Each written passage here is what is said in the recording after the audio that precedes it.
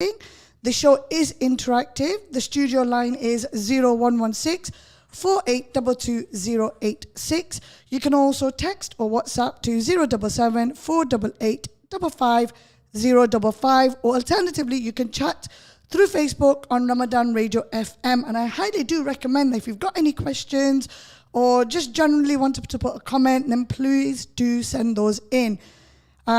And as always, I have a bit of a tradition. I always thank the team at Ramadan Radio for everything that you do in the background to get us up and running every year, day in, day out, week on week. I'd like to thank my guests. So today's guests have travelled from outside of Leicester.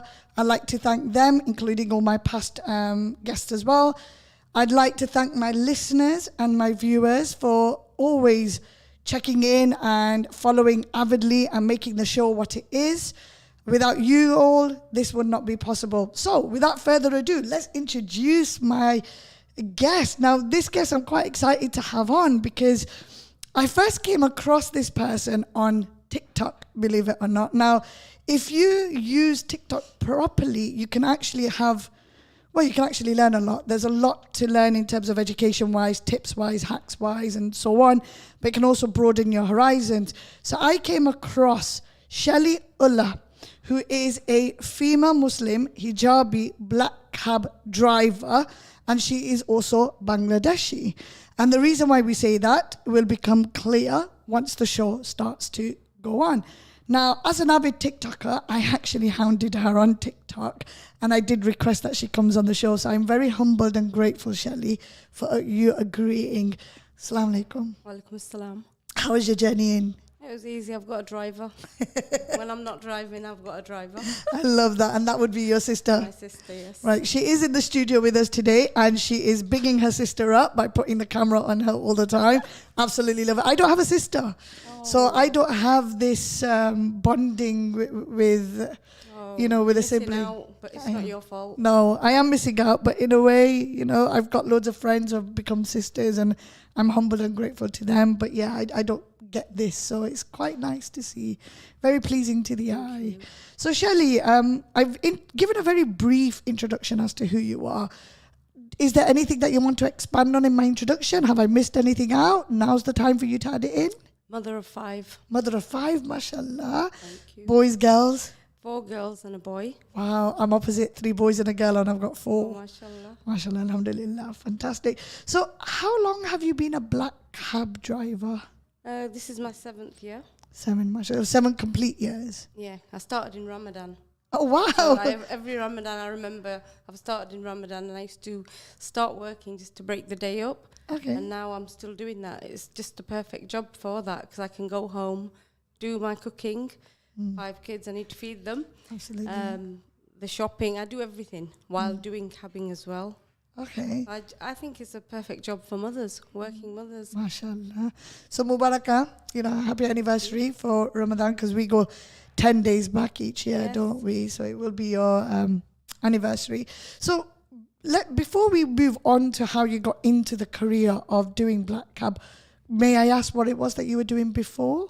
I used to be a TA in a primary school. So teaching assistant? Yes. Okay. I was doing that, and then we sort of emigrated to Bangladesh for 2.5 years. So I left the job. So after I came back, I wanted a change. So this is when I thought about taxi driving.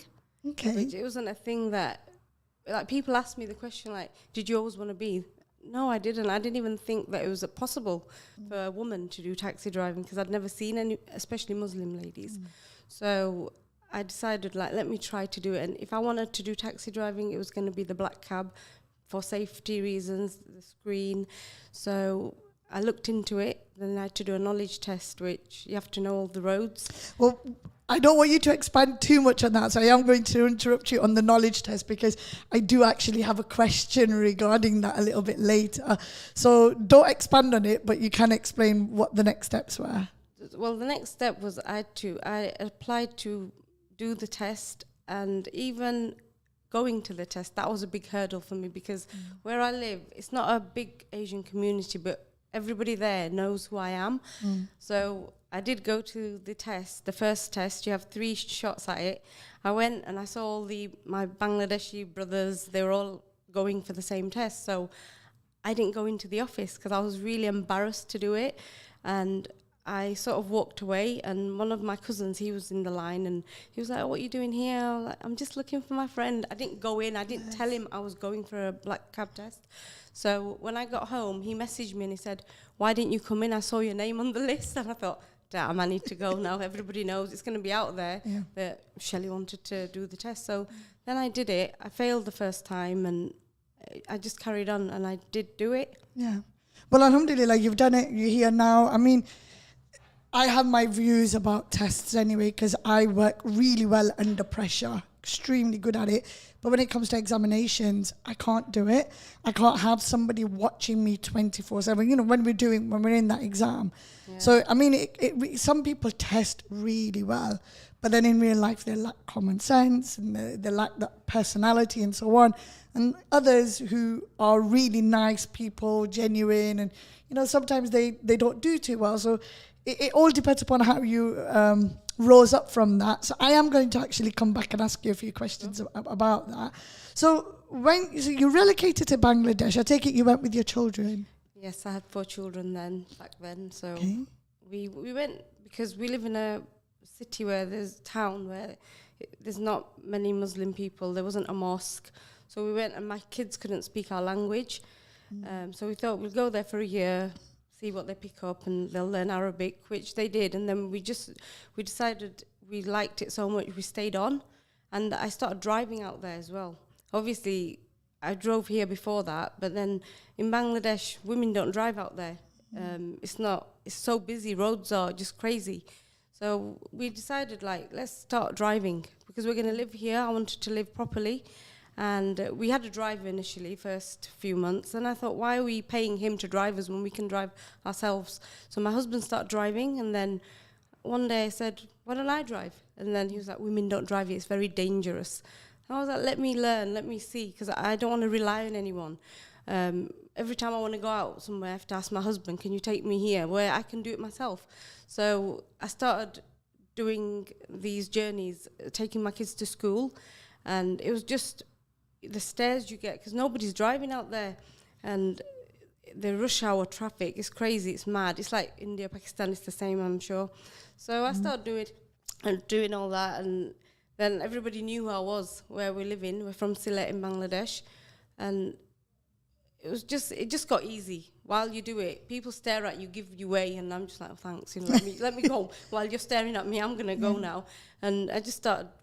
It was a normal thing out there, but everyone was like, nobody does this, It's just crazy out there. So when I got back here, it wasn't a thing. People always ask me, did you always want to do this? Not really. It was just something to fit around my kids. So over here, you're breaking a stereotype by being a black cab taxi driver, and over there, you're breaking a stereotype by just driving normal vehicles. So, it's quite interesting. Forgive my ignorance. I've never been Bangladesh, and I've never seen any photos or videos, but do the women there then mostly ride mopeds or bikes as opposed to... Oh, no. They sit on the back of them with their husband. They don't actually drive. I think there's few women now I've seen on TikTok, like yourself, how you discovered me.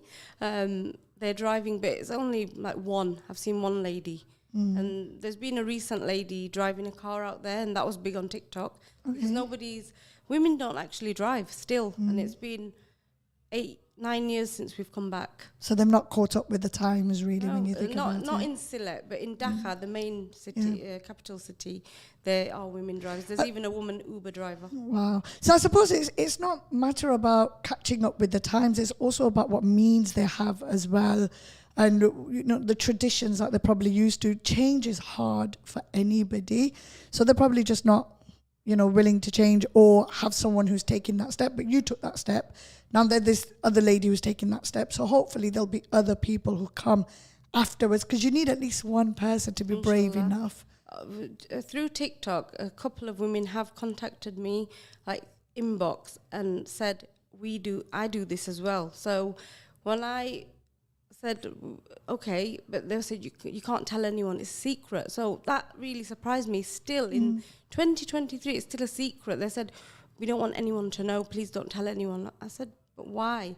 You're in the public eye, this job, you can't really hide yourself. They're like, if people know, it's like, it's a shame. Like, why are you doing the perception. that? Even I've had questions like, doesn't your husband work? Yeah, he does. What's that got to do with me working? That's my job. Or like they think it's still bad. So some people are still telling me that don't tell anybody you're a taxi driver. I was like, no, I'm putting it on TikTok actually. Everybody knows I was on the BBC News. I think I can't hide it anymore. So I said, well, if one person thinks they can do it, why not? Yeah, absolutely. And I'm going to come back onto people's perceptions on that, because I do have a question regarding that. And the reason why I do have a question is because I saw a comment on one of your TikToks, and that's how I actually discovered you first. So you came back from Bangladesh and you started thinking about a role that was more suitable. Now, normally when women are looking for roles that are suitable, they do tend to go into the teaching aspect. Loads of my cousins, my first families, they tend to qualify as a teacher. And I'm going to do quote marks for those who are listening on the radio, on FM and DAB, where they say it's an easy ride, because in that sense they get the holidays and things like that. But actually teachers, it's a lot more than that. You don't get the holidays because you're constantly grading and you've got all the late nights and stuff. But that is the way it's sold to them, that it's an easy life around children. All the teachers I know, it's far from being easy. So was there a particular reason why you didn't think about going back into that profession? Well, I thought I wanted to do something different, working with the public, because I really like talking to people, meeting different people. And so I thought, I've worked with children, I've got children, I need time out now from them, I need to go. So I thought about, this is also, I can take time off whenever I want. So I think it's better. Like when I was working at school, there was holidays, but there were some days the kids are ill. You had to take time off work, and I never need to ask anybody for time off work. I'm my own boss, and I don't think I can ever go back now.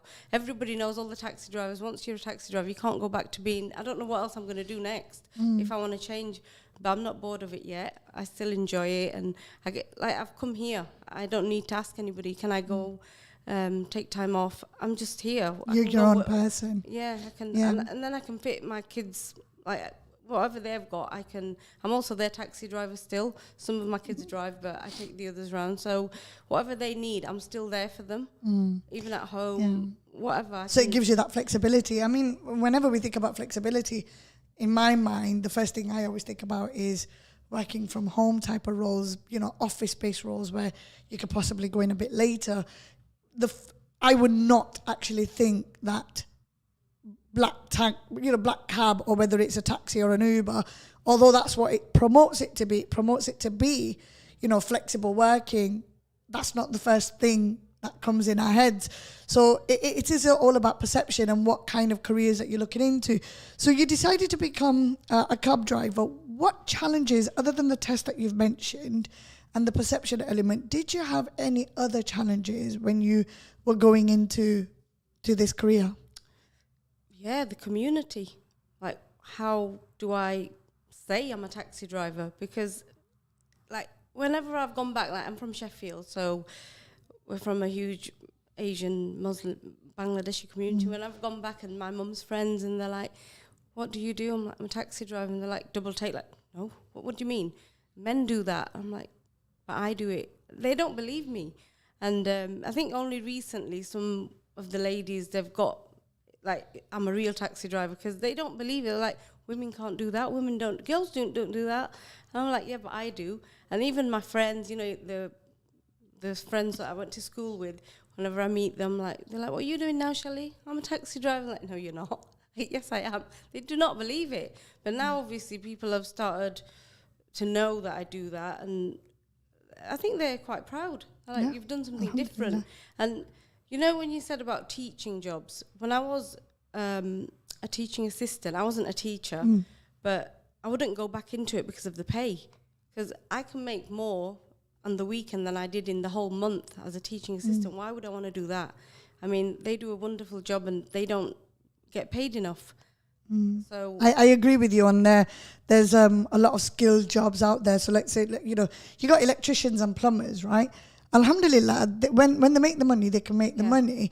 But if sometimes those people might turn around and not want to introduce themselves as an electrician, as a plumber, because they think it's bottom of the food chain. But actually, they probably earn a lot more than a newly qualified solicitor. So I'm a solicitor. I'm 4 years PQE now, almost coming up.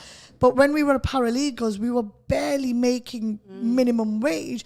You know, everyone works hard. Every career works hard. But we went to law school for X amount of years. Then we did training for X amount of years. By the time we come out, we've done so many years training.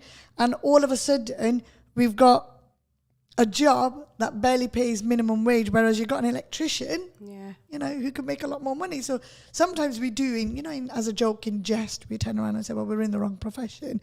So sometimes we do say that. So when you told your family and friends, like, so you're closer, you got your sister and you got your parents and so on, when you told them, or you told your husband, what was their response? they were happy for me to do it because it was the black cab. It was safe because the first thing everybody thinks about is safety, because I'm going to be taking members of the public. Working with the public's not easy at the best of times, and I'm going to be one-to-one with them. But because it's the safety barrier, I've got a screen, it's a black cab. So they were happy. My husband was fine with it. He actually wasn't a black cab driver first, because I said to him initially, do you want to do taxi driving? He was like, no, I hate driving. I was like, so do I, but we need to do something now. And so then after me doing it for about a year, he thought, yeah, she's doing all right, I better join. So he's now, he works with me now. Oh, fantastic. So we're both doing it. MashaAllah. So do you tend to work similar hours, or do you do your own hours? He's got his cab now, I've got mine. So sometimes we work together on weekends. So he's out there with me, but we're obviously working separate. Yeah, of course. But at one time we shared the cab. Yeah. So we just different things. Alhamdulillah, sometimes. I think that's so beautiful. That's amazing because, well, I ride a motorbike, right? I can't believe that. I'm so impressed. Well, I do. Thank you. Jazakallah. So yeah, I ride a motorbike, but so does my husband. So my husband rides as well. And then my eldest son, who's 21, Amaraza, shout out to you, Bida, if you're listening. But he's 21, about to turn 22, and he's got a motorbike as well. Oh, wow. But because he's not 25 yet, he does have a full license, so he's got a learner certificate. So there have been 1 or 2 occasions where me, my husband, and my son have gone riding. It's a nice little day out. And then when my son's not around, then it's normally me and my husband. So it could be nighttime, it could be evening, it could be midnight. We've gone out for midnight rides. You know, namaz is done, we've prayed, we've ate, we're chilling. So instead of sitting on the sofa watching TV, if the weather's still a bit warm or nice, it's like, should we go? And we're like, yeah, let's go. So off we go on the bike, and it's just something to kind of do and be on the road together. That scares me. I've been on the back of a motorbike, and oh my God, it's actually scary. Well, to be fair, being on the back of a motorbike is not only scary but boring. I fell asleep when I went on the back of my husband's. That's why I got into riding in the first place. It was just boring. And then because I fell asleep, that's really dangerous. So then I started riding. When you're riding on your own, you've got control of your bike. You have to be more alert, more focused, and so on. But anyway, we digress on that. We digress. So you've mentioned quite a few things that I really do want to touch upon. So we've talked about the support system for friends and family. Let's go back to the challenge that you had. So you mentioned the test element. Now, the reason why I wanted to expand on that a little bit was when I was little, my uncle actually left a really comfortable job for the flexibility element because he didn't have as much flexi then. So he went into normal taxi driving, not black cam, normal. And the amount of maps and streets and things like that he had to learn and memorize, and he was going through all of these tests and so on. And that's what made me think that if somebody who is not into exams or can't memorize or doesn't like to memorize, when it comes to these tests, that in itself is obviously going to be a challenge. But was there anything that you did? Because you mentioned that you failed it the first time. What made you pass the next time? Is it something that you've looked into? Mainly on the first one, I failed I didn't know where the pubs were. I'd never been to a pub in my life. So there was a lot of pubs on there. And on the black cab test, the knowledge is harder in the sense you have to write down the shortest route from one place to the other. So in our heads, we all know where we're going, right? But to write it down, that's the challenge. So first one, I thought I'm just going to go and see what it's like so I can revise for it, because I don't know what I'm doing. So that's why the second time, it was a very hard test. Even everybody failed it. They didn't know what they were doing. So I sort of did start driving around a bit and learning the roads, the routes, because I wanted to do the black cab one, which is I have to write the shortest distance, and plus we have to know where we're going. We can't use maps. There are odd times where I can use maps when I'm going out of town, or there's loads of new roads, new houses being built all the time. So we have to learn them. And people are really nice. They tell you where to go, or they'll direct you. Like sometimes you do forget. Like I do get that a lot. If I ever ask anyone, like, sorry, I forgot where that is, can you remind me? Some people are really horrible. They'll just say, you're the taxi driver, you need to know it. Okay, like give me a clue, is it right or left?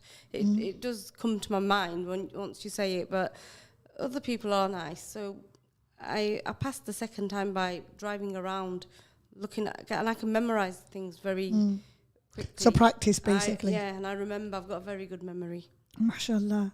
MashaAllah. I mean, I think for me, my very good memory comes with mobile telephones and number plates for some reason. But yeah, I used to be my mum and dad's phone book. They'd be like, Shelly, can you just ring your auntie in Scotland? That's me, I'm doing it. And I still remember numbers now, 25 years later. The landline's gone, but I remember the number. Yes, I'm like that with a few as well. I'm like that. I've literally had a shout out from my son. He's WhatsApped me and he wants to let you know, Shelly, that he's the only one from my children who is listening. So that's Musa, one of my twins. Thank you, Musa. So he's listening, bless him. They tend to have that sibling rivalry going on all the time. He's in the good books tonight. Yeah, it definitely is. Right, so in terms of, you mentioned you went to the exam, but you didn't go in because there was lots of men. So that perception was already there. So you were already acutely aware that although you were not doing anything wrong, it was not the norm. And you never went in. So was it the fact that your cousin then picked up the phone and said to you, oh, you should have come in, and that kind of gave you like a stamp to say, okay, maybe I can go in? Or was there something else that you did to get over that nervousness? Oh, definitely.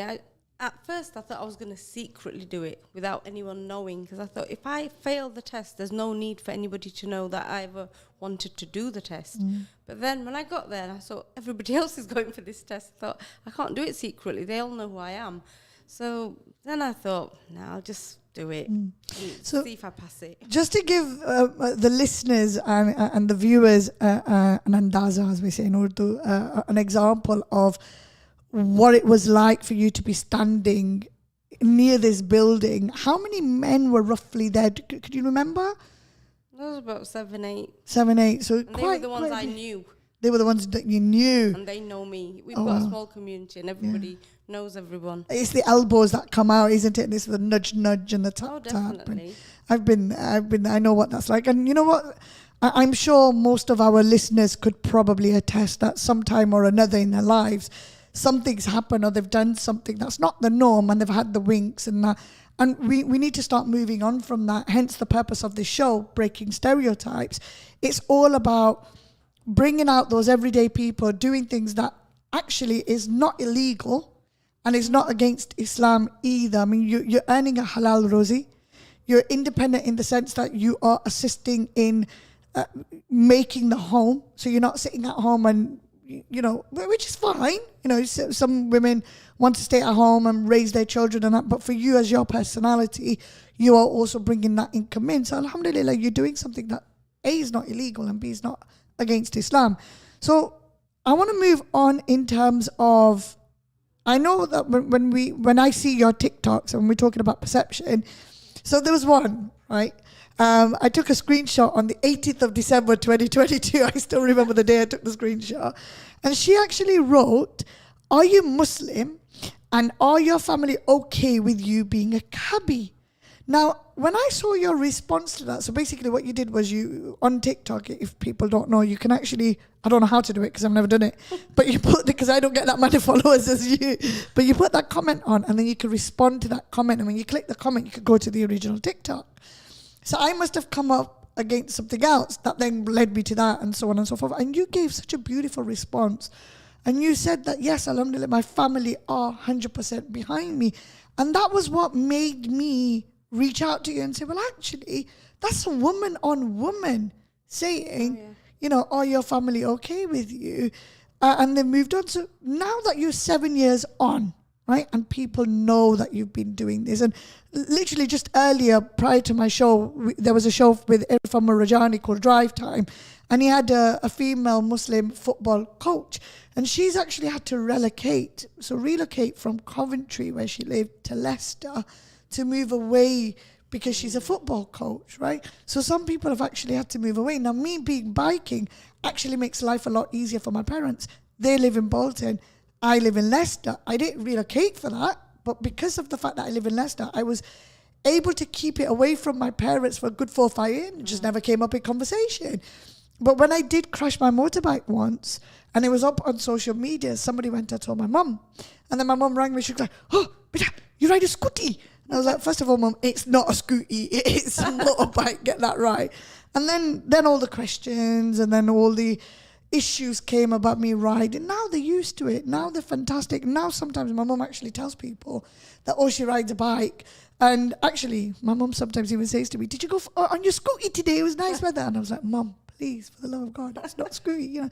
So as time passes, people get used to it. But now that you're 7 years on, do you see a difference between when you first started to now? Or are you still getting those nudge, tap type of looks?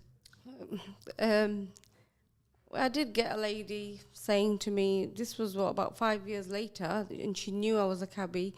She asked me, do I work? I said, yeah, I'm a taxi driver. And she's like, are you? I said, oh yeah, people in Northampton have been taking the mick out of you. And I was like, okay. Why?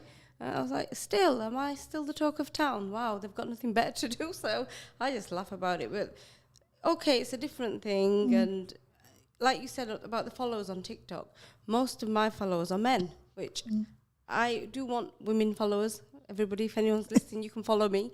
But, you know, like it's all the men I get the praise of. The women, no. They'll just say, some people have said, Nauzubillah, you're a cabbie. Like, it's that bad. Nauzubillah? It's that bad. I'm like, why is it so bad? Or they'll make comments saying that you're driving men. You're taking men. I'm like, yeah, I'm taking them to their house, not to my house. So what's the problem? I'm not touching them, but it's because cabbing's not seen as like a good job for women, especially like I say, I don't have any physical contact with male passengers or female passengers. Sometimes they don't even see my face because they just get in at the back and they're not looking at me. So I'm not looking at them. I just take the payment. That's it. I don't even know who they are. But say, for instance, I was a doctor, nurse, I would have physical contact with patients. You've hit the nail on the head. You've hit the nail. I'm so glad you said that. And I absolutely mean no disrespect to anyone who's tuned in onto this show. So I am actually going to talk about my own experience.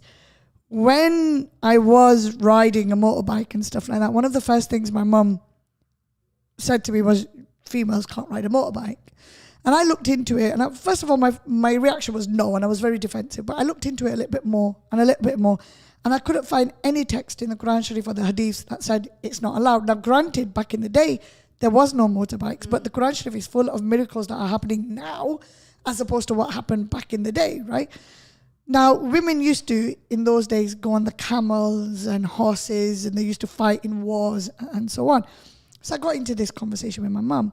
And then I turned around and I said to my mum, well, my daughter, inshallah, she was quite young then, and I said, well, I want her to have a private pilot's license. And I actually had a show last week with a trainee pilot, female on there.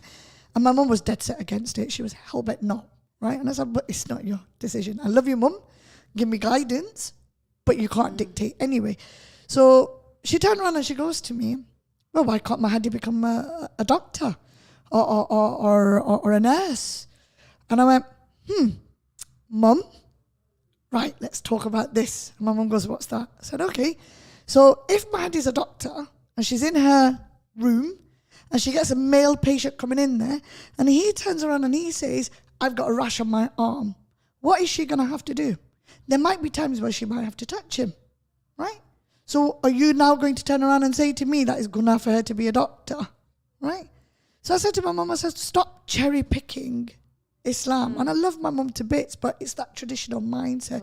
So you've hit the nail on the head. Being a black cab driver, you're actually a lot more, you're quite far, aren't you? Because I sat in one after years, a couple of weeks ago, and it was a massive one.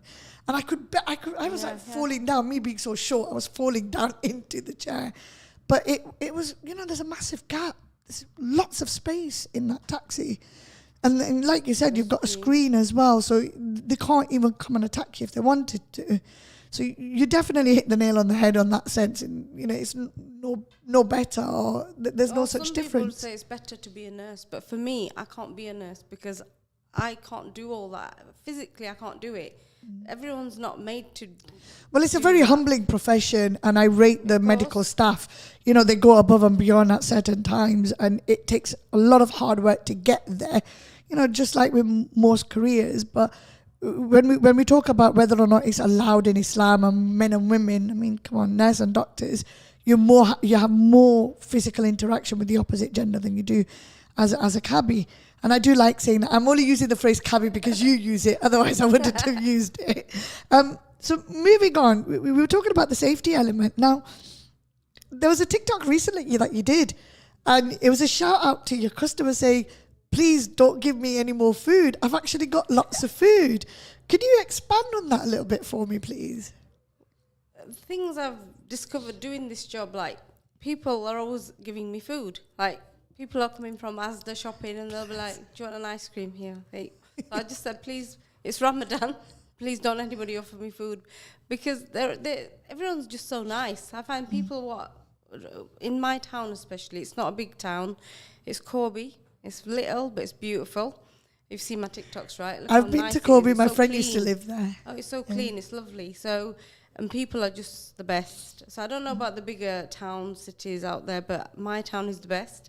And everyone's just so generous. And they're always offering me food. They're giving me food. Sometimes they'll go in the shop. We've had a conversation. I've got 5 kids. They'll just go and give me like some 12-pack of fruit. I'm like, no, they're not that small. My kids are adults. But they just think they're little. Yeah. And they're so generous. Are we talking Corby, C-O-R-B-Y, or Kirby? Yeah, no, Corby. Corby, yeah. So I thought it was that one because my friend used to live there. But so the area that I've been to in Corby is predominantly Caucasian, non-Muslims. Oh, yes. So is that the same for the area that you're in then? It's not that big. I think it's that one you're talking about. She's moved from there. She lives in Stamford now, but her mum still lives in Corby. So I've gone to see her, Mama Cassidy, I call her. But where you are then doing your rounds and stuff, you wear a scarf, you wear a hijabi. And we live in a very hostile environment nowadays with everything that's going on. Us Muslims are always in the news for one thing or another. How's that been for you? I know we've talked about the safety element, but I'm talking about your customers in terms of perceptions with you.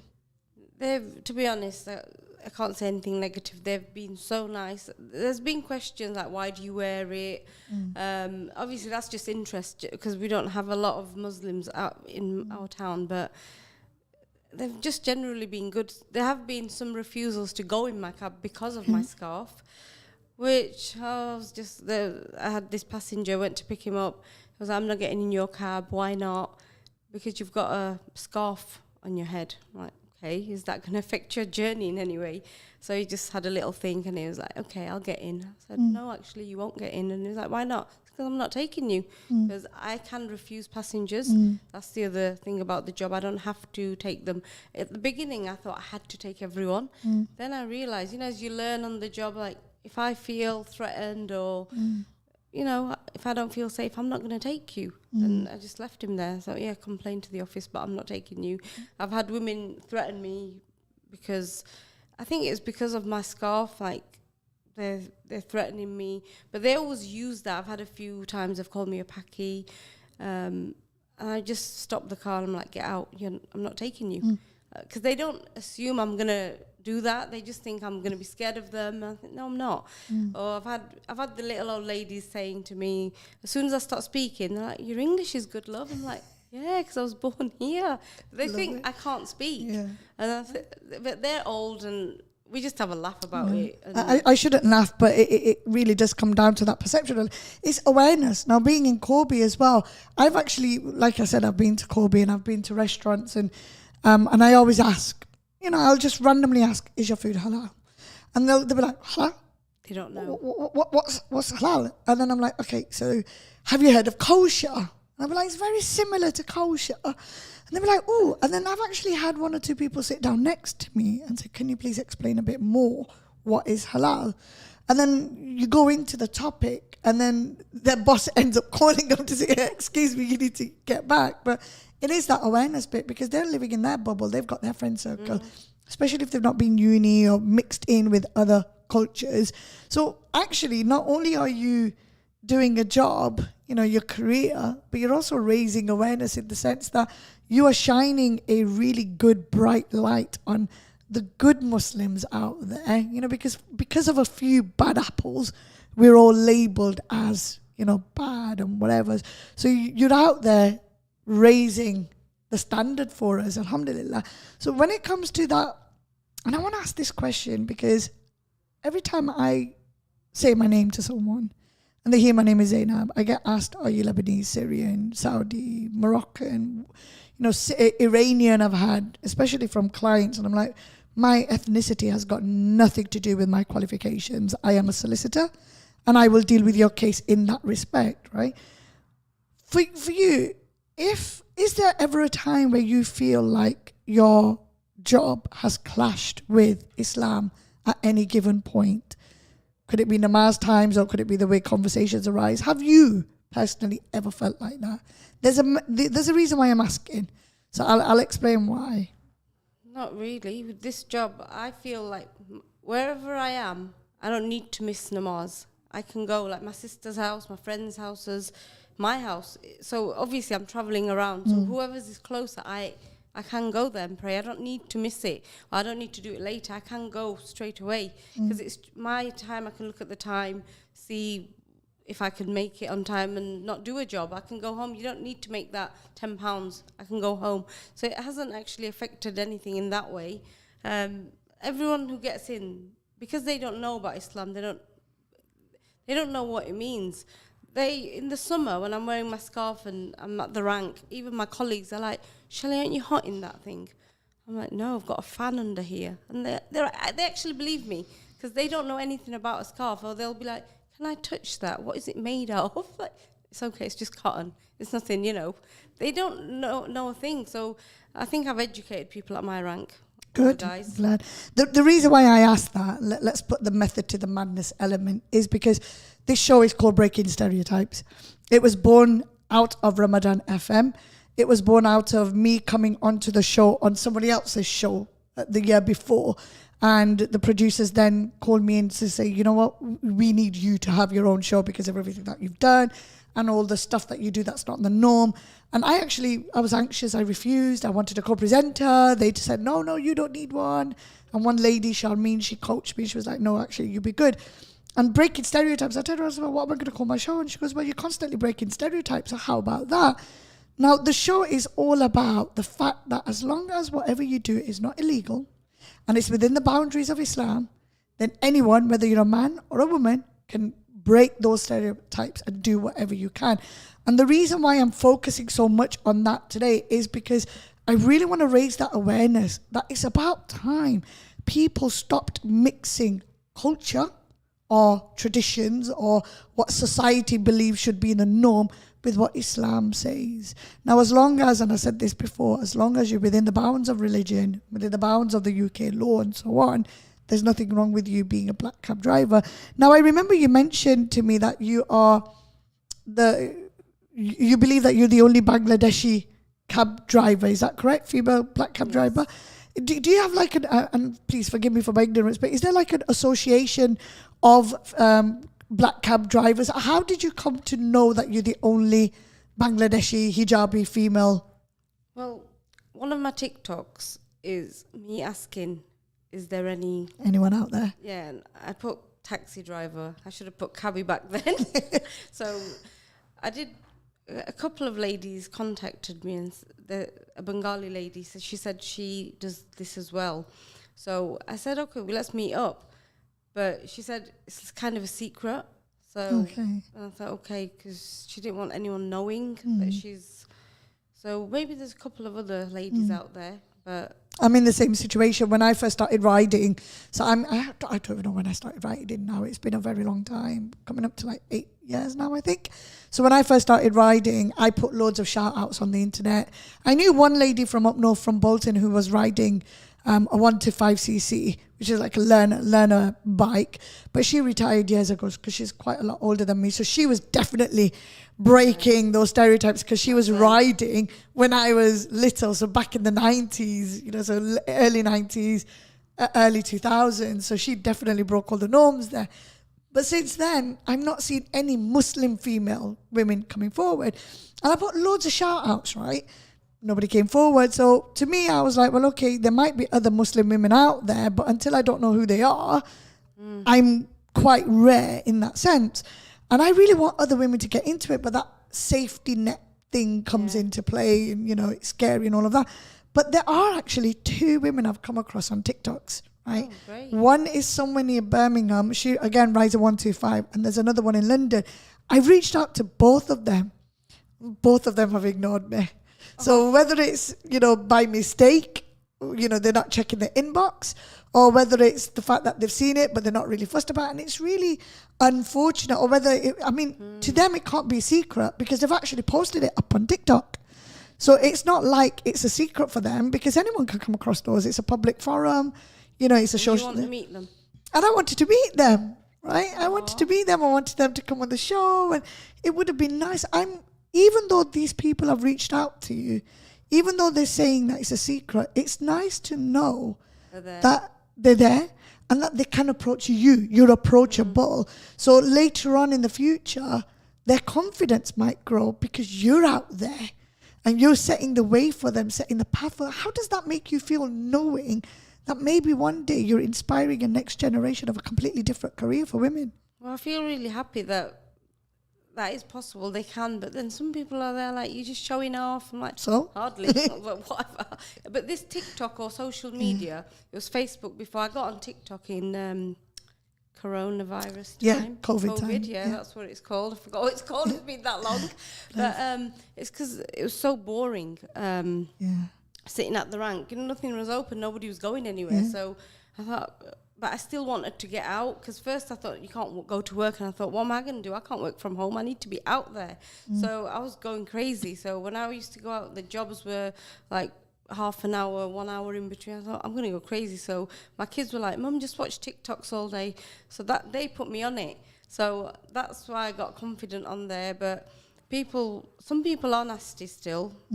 I can imagine. Because I'm a woman doing a man's job. I'm like, why is it a man's job? It's that perception again, isn't it? It's a man's job. We live in a man's world. But actually, when you think about it, the narrative is changing. We've still got a long way to go, which is a shame because we're in 2023. So we don't have that much time on the clock. And I really wanted for you to be able to give any tips for any of our listeners or viewers. That could be tips on how to get into taxiing, or any tips that can help them overcome any fears or lack of confidence. So can I give you about 40 seconds to just give a quick couple of tips? What tips on how to overcome any confidence issues, any fears? If the confidence issues is about the community, I'd say just ignore it. They'll forget about you 2 minutes later. They need to worry about what their own children are doing or what's happening in their own lives. I mean, people haven't got that much time these days to gossip about you. I'm sure I've kept them busy with that. They're still chatting about me, so... I love it. They'll move on to the next one, won't they? And do what makes you happy. If you want to do something different, do it. But don't do it just... You have to be happy. I wouldn't be doing this if I wasn't happy. Yeah. I agree. And I love doing what I do so far. When I'm not on TikTok, I'm not doing it anymore. I do love your TikToks. Oh, well, there's one where you're sitting in your taxi and your cab and you're driving and it's beautiful sunshine. These rays are coming in and the leaves are like nice and brown. I'm in Dubai half the time. I pretend I'm there. Right, so we have about 8 seconds on the clock. I just want to say Jazakallah Shelly for coming on the show.